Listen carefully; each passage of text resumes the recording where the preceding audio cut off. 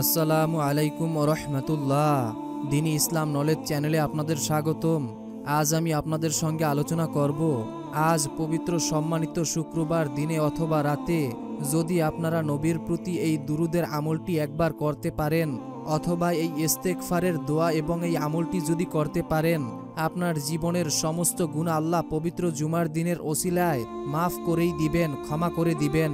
এবং পবিত্র শুক্রবার জুমার দিন দোয়া কবুলের একটি দিন। এই দিনে বান্দার লেখা ভাগ্যকে আল্লাহ তাআলা পরিবর্তন করে দেন এবং সপ্তাহের শ্রেষ্ঠ দিন জুমার দিন। এই দিনই বান্দার পুরো সপ্তাহের আমল আল্লাহ তাআলার সামনে পেশ করা হয়, উপস্থাপন করা হয়। তাই আপনি যদি চান সপ্তাহে একদিন আমল করার মাধ্যমে আপনার জীবনের সমস্ত গুনাহকে ক্ষমা করাবেন, তাহলে আমলটি করে যাবেন। ভাগ্য খুলে যাবে, কপাল খুলে যাবে। জীবনে অনেক জায়গায় সময় নষ্ট করেছেন।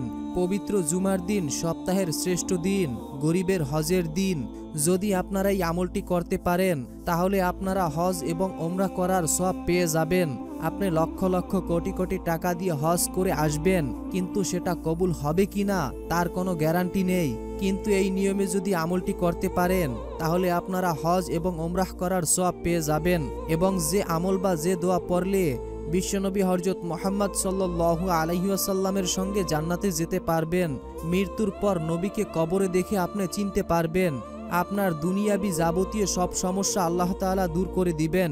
যারা বিপদ আপদ বালা মুসিবত দুঃখ কষ্টের ভিতরে আছেন, যাদের টাকার সমস্যা, অভাব অনটন দারিদ্রতা আপনাকে গ্রাস করে ফেলেছে, হতাশা ও দুর্বলতা আপনাকে দিন দিন দুর্বল করে দিচ্ছে, আমি আপনাদের অনুরোধ করে বলবো, জীবনে একটিবার হলেও এই ফজিলাতপূর্ণ বরকতপূর্ণ দিনের আমলটি করে যাবেন। জীবন পরিবর্তন হবে, ভাগ্য খুলে যাবে। আল্লাহ আপনার উপর খুশি হয়ে আল্লাহর রহমত নাজিল করবেন। নবী করিম সাল্লাল্লাহু আলাইহি ওয়াসাল্লাম বলেছেন, জুমার দিন দোয়া কবুল হওয়ার একটি সময় আছে। কোনো মুসলিম যদি সেই সময়টা পায় আর তখন যদি সে আল্লাহ তাআলার কাছে যে কোনো কামনা বাসনার কথা বলে অথবা যে কোনো কিছু চায়, আল্লাহ তাআলা ওই সময়টাতে তার মনের আশা ও মনের মাকসুদ পূরণ করে দেয় এবং তার যে কোনো চাওয়া পাওয়াগুলো আল্লাহ তাআলার কাছে বললে তখন সেটা তিনি দিয়ে দেন। তাহলে একটিবার ভেবে দেখুন, যদি সপ্তাহে আপনি একদিন আমল করার মাধ্যমে আপনার জীবনের গুনাহ মাফ করাতে পারবেন এবং আপনার সকল সমস্যার সমাধান নিয়ে আসতে পারবেন। আর এই জন্যই অনুরোধ করে বলছি, জীবনে একটিবার হলো এই আমলটি করবেন। এই উদ্দেশ্যে ভিডিওটি না টেনে একদম শেষ পর্যন্তই দেখতে থাকুন। অনুরোধ করছি, আমরাই প্রথমবার নারীদের ছবি ছাড়া কিংবা হারাম কোনো ছবি ছাড়া ইউটিউব এবং ফেসবুকে ভিডিও দিয়ে থাকছি। এরকম ভিডিওগুলি যদি আপনি আপনার ফোনে পেতে চান, এজন্য অবশ্যই দিনী ইসলাম নলেজ চ্যানেলটিকে সাবস্ক্রাইব করে রাখুন এবং পাশে দেখতে পাবেন বেল বাটন রয়েছে, ওটিকে অন করে রেখে দিন। এতে করে প্রতিটা ভিডিও আপলোড করার সঙ্গে সঙ্গে আপনাদের কাছে নোটিফিকেশন চলে যাবে। তো চলুন শুরু করি।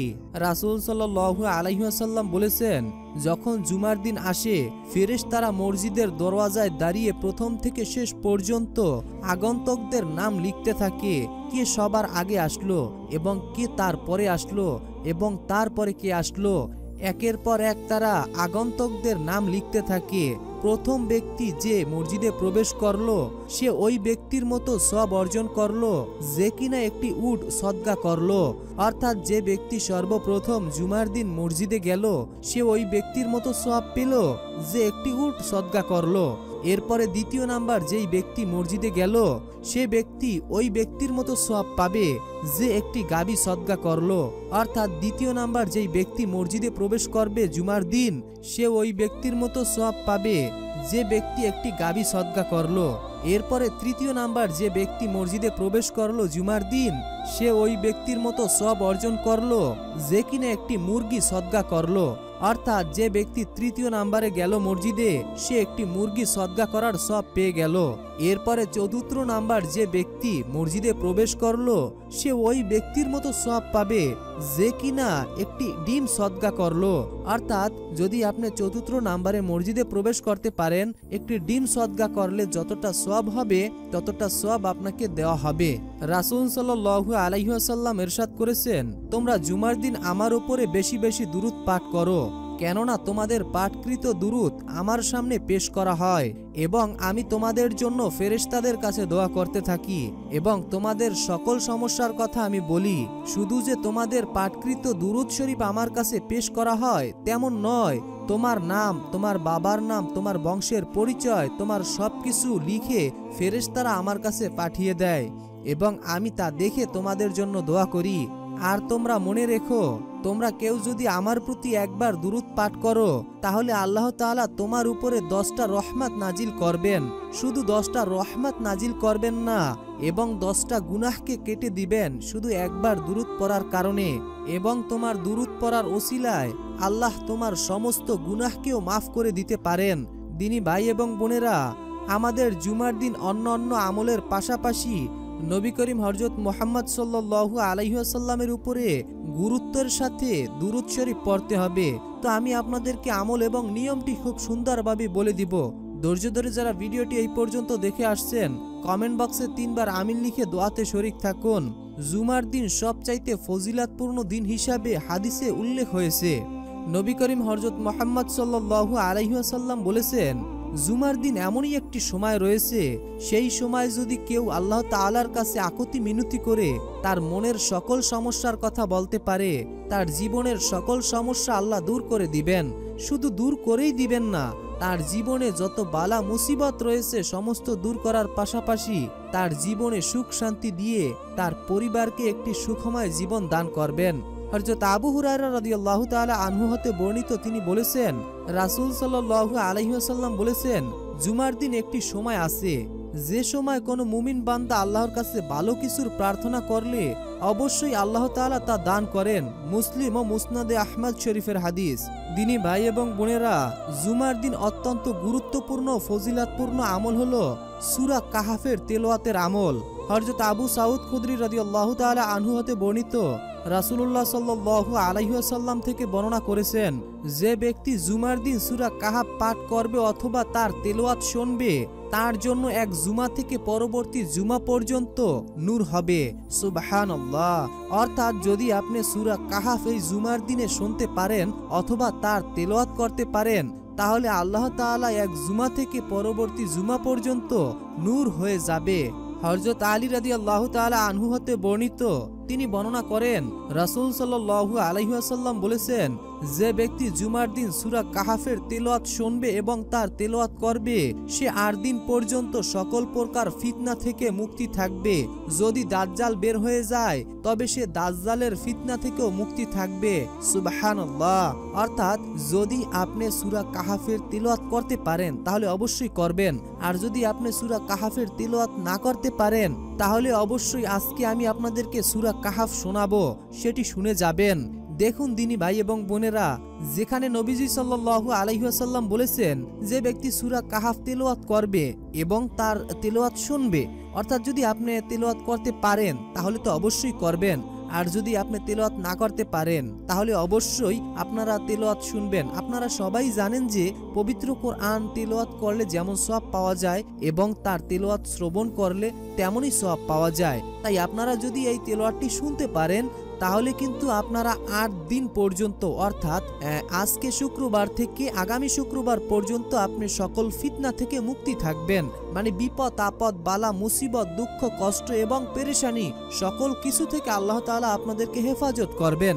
শুধু যে আপনাদের বিপদ আপদ বালা মুসিবতই দূর হবে এটা নয়, অন্য রিওয়ায়াতে আছে এক জুমা থেকে অপর জুমা পর্যন্ত তার সমস্ত গুনাহকে মাফ করে দেওয়া হয়। তবে উল্লেখযোগ্য গুনাহের দ্বারা সগীরা গুনাহকে উল্লেখ করা হয়েছে।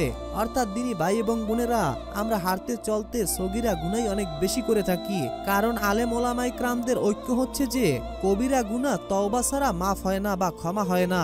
সেক্ষেত্রে আপনার সগীরা যত গুনাহ রয়েছে জীবনের সমস্ত গুনাহ আল্লাহ মাফ করে দিতে পারেন এই দোয়ার ওসিলায় এবং এই আমলের ওসিলায়। বিশেষ করে সূরা কাহাফের ফজিলাত হচ্ছে অনেক বেশি। এই সূরা কাহাফের ফজিলাত বলতে গেলে অনেক সময়ের দরকার। যে ব্যক্তি জুমার দিন সূরা কাহাফের তেলাওয়াত তার ঘরের ভিতরে জোরে জোরে বাজাবে, আল্লাহ রাব্বুল আলামিন সেই ঘর থেকে সকল প্রকার ক্ষতি সরিয়ে দেবেন।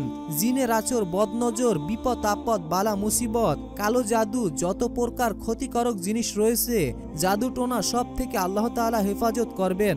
এই সূরাটি যেই ঘরে শোনা হবে ওই ঘরে এই সূরাটির অলৌকিক ক্ষমতা দেখে তারা অবাক হতে বাধ্য হবে ইনশাআল্লাহ। তো সর্বপ্রথম আমরা সূরা কাহাফের তেলাওয়াতটি শুনবো। এরপরে আমরা দোয়া এবং আমলগুলো জানব এবং কখন হবে। তিনি বললেন, তুমি কিয়ামতের জন্য কি জোগাড় করেছো? সে বলল, কোনো কিছুই জোগাড় করতে পারিনি, তবে আমি আল্লাহ ও তার রাসূলকে ভালোবাসি। তিনি বললেন, তুমি তার সঙ্গেই থাকবে যাদের তুমি ভালোবাসো। বুখারী ও মুসলিম শরীফের হাদিস। অর্থাৎ দিনী ভাই এবং বোনেরা, শুধু আপনাদেরকে আমল করলেই হবে না, আপনাদেরকে নবী করিম সাল্লাল্লাহু আলাইহি ওয়াসাল্লামের প্রতি ভালোবাসা থাকতে হবে এবং তার প্রতি শ্রদ্ধা থাকতে হবে। এবং প্রিয় নবী হযরত মুহাম্মদ সাল্লাল্লাহু আলাইহি ওয়াসাল্লাম যেই আমলগুলো করতে বলেছেন, যেই পথে চলতে বলেছেন, সেভাবে আমাদেরকে চলতে হবে। তবেই কিন্তু আমরা সেই নবী করিম সাল্লাল্লাহু আলাইহি ওয়াসাল্লামের সঙ্গে জান্নাতে যেতে পারবো। দিনী ভাই এবং বোনেরা, যারা বেশি পরিমাণ নামাজ আদায় করবে এবং সেজদা করবে, পরকালে তারা নবীজির সঙ্গে জান্নাতে থাকবে। অর্থাৎ যদি আপনারা নবীজির সঙ্গে জান্নাতে থাকতে চান, তাহলে দুরুদের আমলটি করতে হবে, পাশাপাশি আপনাদেরকে আল্লাহকে বেশি সেজদা করতে হবে। মহানবী সাল্লাল্লাহু আলাইহি ওয়াসাল্লামের সঙ্গে জান্নাতে যাওয়ার সকলেরই ইচ্ছা রয়েছে। তো নবীর সঙ্গে জান্নাতে যাওয়ার যে দোয়াটি রয়েছে, এই দোয়াটি অনেকেই পারেন কিংবা অনেকেই পারেন না। অনেকে না জানার কারণে এই আমলটি করেন না, আর যারা জানেন তারা তো প্রতিদিনই এই আমলটি করেন। তো যারা জানেন না তাদের জন্য আমি এখন আপনাদেরকে নবীর সঙ্গে জান্নাতে যাওয়ার যে দোয়াটি রয়েছে সেটি বলে দিচ্ছি। আপনারা সকলেই মনোযোগের সাথে শুনুন। বিসমিল্লাহির রহমানির রহিম। রদিতু বিল্লাহি রব্বাও ওয়া বিল ইসলামি দিনাও ওয়া বি মুহাম্মাদিন নাবিয়্যা ওয়া রাসূলা। অর্থ, আমি আল্লাহকে রব, ইসলামকে দিন এবং মুহাম্মদ সাল্লাল্লাহু আলাইহি ওয়াসাল্লামকে রাসূল হিসাবে সন্তুষ্ট চিত্তে মেনে নিয়েছি। সুবহানাল্লাহ, সুবহানাল্লাহ। হযরত মুয়াজ রাদিয়াল্লাহু তাআলা আনহু থেকে বর্ণিত, আমি নবী করিম সাল্লাল্লাহু আলাইহি ওয়াসাল্লামকে বলতে শুনেছি, যে ব্যক্তি এই দোয়াটি পড়বে তার হাত ধরে জান্নাতে পৌঁছে দেওয়ার দায়িত্ব আমি নবী নিজের। সুবহানাল্লাহ, সুবহানাল্লাহ। তো দিনী ভাই এবং বোনেরা, এখন আমি আপনাদেরকে এমনই একটি দোয়া বলে দিব, যে দোয়াটি পড়ার ওসিলায়, যে দোয়াটি পড়ার কারণে আল্লাহ রাব্বুল আলামিন আপনার মনের আশা অলৌকিকভাবে গায়েব থেকে পূরণ করে দিবেন ইনশাআল্লাহ। দোয়াটি খুবই শক্তিশালী এবং খুবই গুরুত্বপূর্ণ দোয়া। মনোযোগের সাথে শুনুন, চাইলে স্ক্রিনশট দিয়েও রাখতে পারেন। বিসমিল্লাহির রহমানির রহিম। আল্লাহুম্মা ইন্নী আসআলুকা বিআন্না লাকাল হামদু লা ইলাহা ইল্লা আনতাল মান্নান বা'দুস সামাওয়াতি ওয়াল আরদ ইয়া জাল জালালি ওয়াল ইকরাম ইয়া হাইয়্যু ইয়া কাইয়্যুম।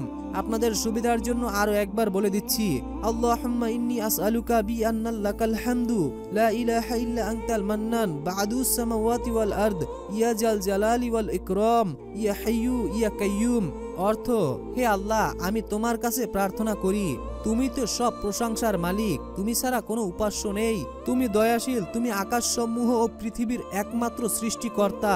হে মহাসম্রাট, সর্বোচ্চ মর্যাদার অধিকারী, হে চিরঞ্জীব, হে সর্বোচ্চ ক্ষমতার অধিকারী। সুবহানাল্লাহ। নবী করিম সাল্লাল্লাহু আলাইহি ওয়াসাল্লাম বলেছেন, এই ইসমে আজমের দোয়ার আমলের বদৌলতে আল্লাহ যে কোনো ব্যক্তির যে কোনো কামনা বাসনা পূরণ করে দিবেন, যে কোনো দোয়াই কবুল হবে। ইসমে আজম মানে হচ্ছে দোয়া কবুলের হাতিয়ার।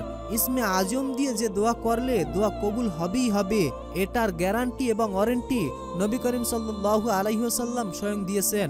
সে বারবার বলেছেন, হে আমার উম্মতেরা, যদি তোমাদের দোয়াকে কবুল করাতে চাও এবং তোমরা যদি খুব দ্রুতই দোয়া কবুল করাতে চাও, তাহলে অবশ্যই এক নম্বরে আমার প্রতি বেশি বেশি দুরূদ পড়বে, আর দ্বিতীয় নাম্বার ইসমে আজমের মাধ্যমে আল্লাহর কাছে প্রার্থনা করবে।